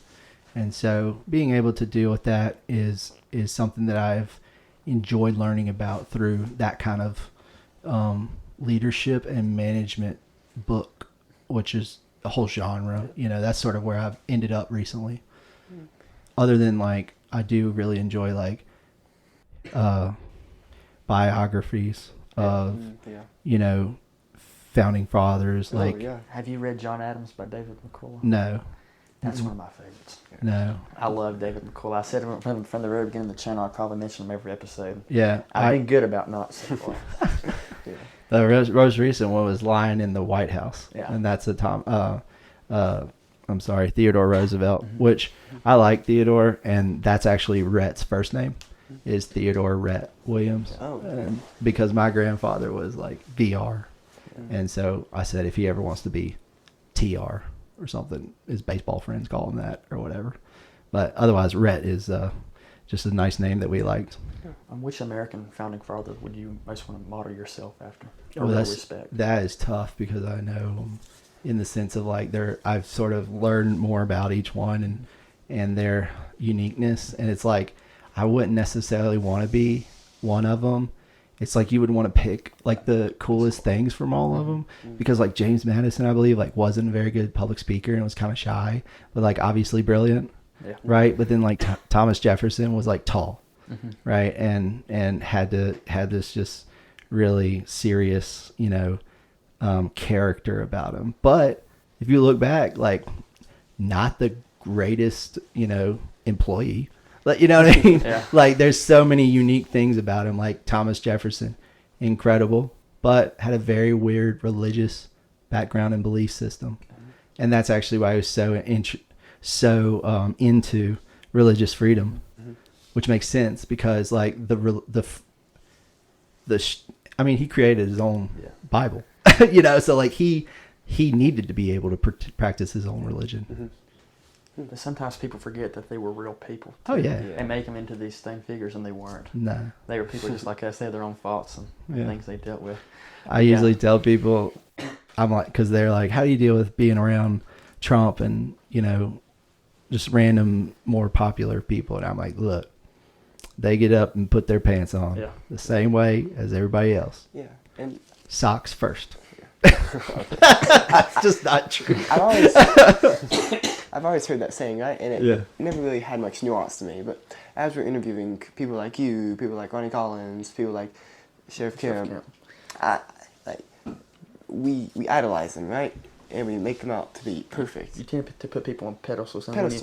And not that they don't do important work, but they're real people. Yeah, they're real people. You sit down and talk to them. You forget that. You expect perfection, and nobody's perfect. And having conversations like these really help you to see that you're a person, just like I am. You were born, just like me. We have a mind, we have a heart, we have a soul. It really personalizes people, talking to people. And that's something that I'm really glad with the podcast. You're really seeing people who normally wouldn't talk to and making connections with them. But and people love doing this because people come up to me on the street and want to talk politics. I don't necessarily want to talk politics all the time. I like sitting down and talking to people about who they are and where they came from and learning about them. That's one of the coolest things. So I have to do a lot of door knocking. And you're literally walking up to people's door and knocking on it, talking to them. Yeah. So I'll tell you, it's been so cool going to people's places. And they have like a really pretty front porch and gorgeous view. And like it's 3 p.m. on a Saturday. And like little lady walk out and we just sit on her porch for like 20 minutes. Don't say much. And then just leave, just thank her and leave because it was just catching your breath, and it's really cool to be in an area where you can do that because I've gone and helped other people in other areas door knock and those people will cuss you and slam the door in your face. And that doesn't happen here. Even when somebody doesn't want to be bothered, they're just super polite. Like, no, thank you. And I'm like, that's fine. Yeah. I'm out of here. So, as our final questions, what advice do you have to younger people wanting to get into law, into politics, that area? Yep. So politics. If you want to get into politics, you should really hop on to a campaign. Yeah. Because that is the quickest, fastest way for you to learn all of the political campaigning side. But you're going to see me. Like you're going to see the person that you're helping and you're going to learn from them and you're going to see how they operate. You're going to be invited to things that they have to attend. You're going to talk to other people. You're going to meet like-minded friends at your level and they will help connect you to other things. I know that there's the high school Republicans. Now, I'm not telling you guys to run out and set up a group, but there are groups that you can connect with that are all your age. And if anybody is listening and they need any connections or want to do that, let me know because I could probably find you somebody that's like a young Republican, which just means like under 40, a college Republican. There are units at different churches, or not churches, colleges, That's what I would do as far as politics. As far as law. Yeah, you mentioned this earlier, but we didn't go super in detail. Yeah, I'm trying to think are you talking about more like high school level or college level? Probably high school our age. High school? Yeah. Oh, I know what I would do. Yeah. This is the advice I give to people who think they might want to be a lawyer. So, General District Court is open to the public. Yeah, so we talked about this last week. Yeah, we want to attend. Literally, just like, let me tell you, Tuesday, starting at 8:30, down in Patrick County General District Court, we're going to do arraignments. We're going to give out attorneys. We're going to do speeding tickets. And then we're going to do like more egregious, violent driving offenses. All the state troopers will be there running through their tickets. All of the deputies will run through their tickets. And then the Commonwealth presents their cases. And then in the afternoon, we're going to switch to civil stuff.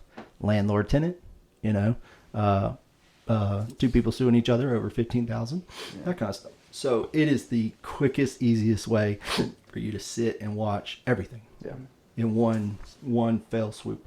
And that'll give you like a taste.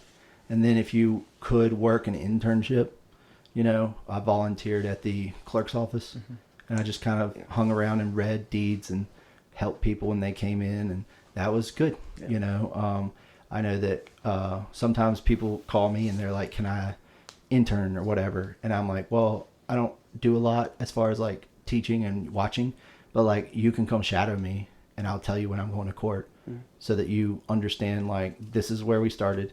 Here's this case. That's the rest of the case. Now we're done. And you get to see a case all the way through, That's the way you really get into it very quickly. Otherwise, it would be more like reading about, ending up in law school, how to be a lawyer, that kind of online research. Yeah. And moreover, from just politics and law in general, a young person just getting out there in the world, what advice do you have for them? Just getting started. Yeah. When you say out in the world, tell me a little bit more what do you mean by that? They just graduated and they're looking, maybe they don't want to go into politics or law at all, but just in general, just a young adult. Deciding to go to college, go into trade. Oh, I know. I get you. Okay. I would tell everybody that I'm 34 years old and I don't know what I want to do with my life. Yeah. Right? And that's the thing. People think that like, well, I'm going to graduate high school. I'm going to do this and then I'm going to be A. Right? And it's like, well, you can be more than one thing. Yeah. You know, and so I would encourage people to like try more than one thing. You know, I have friends that started law school and immediately hated it and quit. There's nothing wrong with that because they didn't waste 3 years of money doing something that they didn't want to do. And I just think that there's this sort of, we're taught when we're younger to sort of stick with everything and see it through. And I think that you really got to abandon that a little bit later in life, because if you stick with everything, you won't have any time to actually find and do what you want to do. So I would suggest that, and I would suggest, as I said earlier, try not to fill your plate, because that was something that I didn't understand earlier enough, which was like, and I sort of saw a pattern, like I'd be like really stressed out, and then a bunch of stuff would go away, and then I'd like volunteer for a bunch of things, and then I get really stressed out again, right? And it's sort of like, don't fall into that habit. Take control of your calendar sooner rather than later. And I would also say, like, don't be scared, because almost every person that you walk around or see, they're just as nervous. They're just as anxious. They're just as concerned, you know. And I guess another thing is just try not to get tied up in pettiness and gossip, and you know, you gotta build that emotional intelligence up. And some people call it thick skin, and thick skin's different. Thick skin is like building up a wall, right? You really need to know, I have to understand that person is angry, but that person's not necessarily angry at me, right? And if you can do that, that is how you can like objectively see the world and make better, smarter decisions, rather than making such emotional decisions. Like, I know one thing that a lot of some people tend to do is they will follow a girlfriend or boyfriend to a college, and that just doesn't necessarily work all the time. And you might be trying very hard to make it work, and it just never needed. It doesn't need to, you know. And so I would just encourage people to like work with what you're given and follow sort of the natural inertia, right? I call it, I say you can't fight water, because water's going to go wherever it wants to go. But like my neighbors, you can funnel it.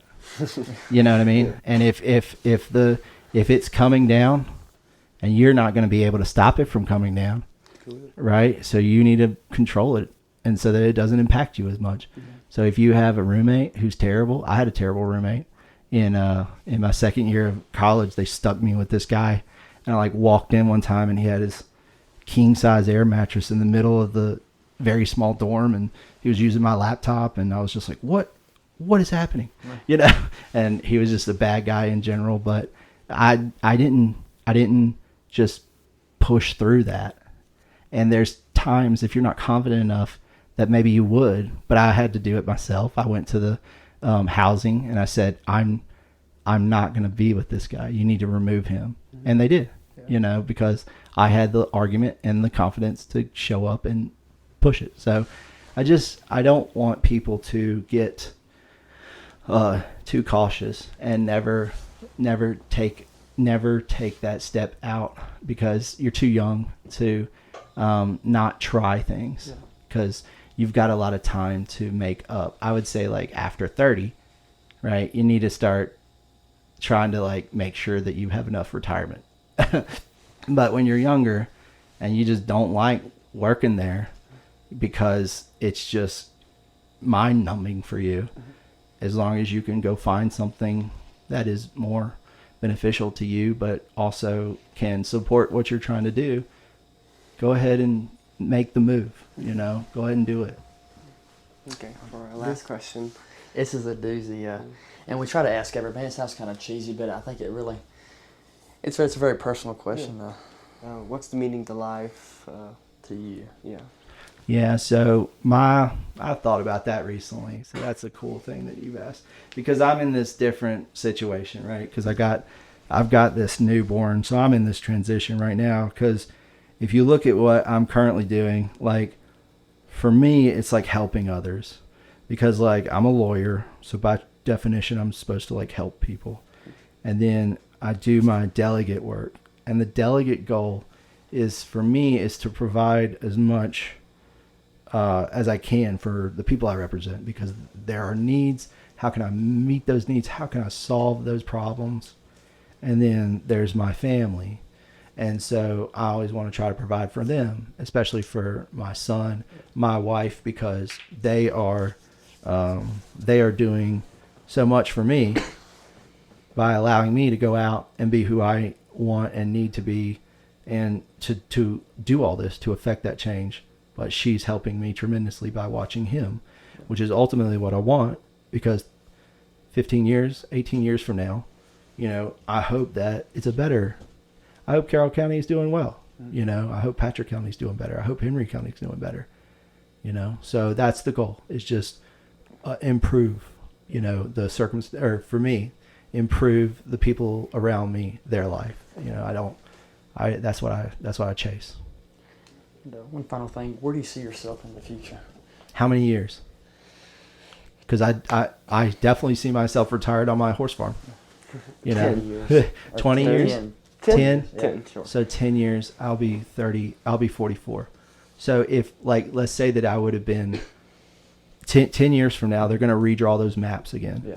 Right? So that might be a shakeup. So I don't necessarily think that I'll be in the House of Delegates for that long.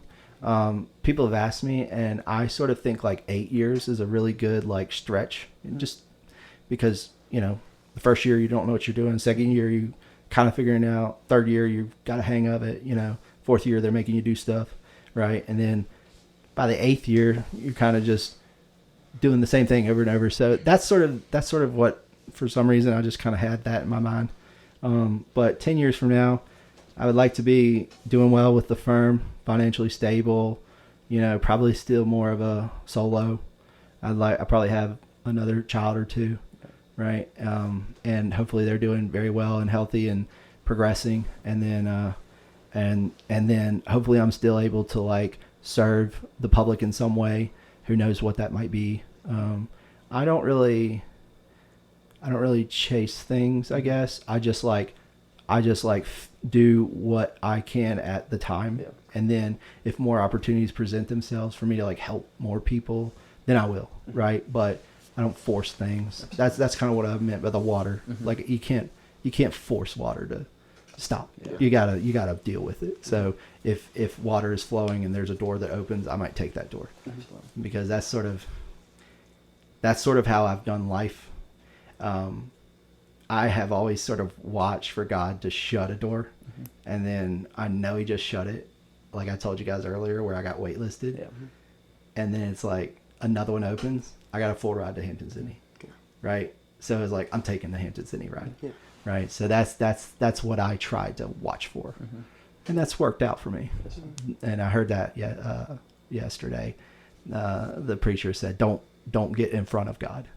I was like, that's a good one. I'm gonna keep that one. Don't get in front of God, because if you do, you're kind of out over your skis, and that's when you get, toppling over. Well, Delegate Williams, we'd like to thank you for coming in this evening. Thank you. It's been an honor. It's been an honor. Oh, thanks, guys. I appreciate it, and good luck with this. Thank you. Yeah. Thank you. My name is Jeffrey Watson, And I'm Ethan Edwards. and this is the Ridge Podcast. You can find us on Spotify, Apple Podcasts, Pandora, iHeartRadio, YouTube, Instagram, and as well as your favorite podcasting app. Our email is theuigspodcast@gmail.com, and our website is theuigspodcast.com. If you have any questions, please feel free to reach out. Thank you.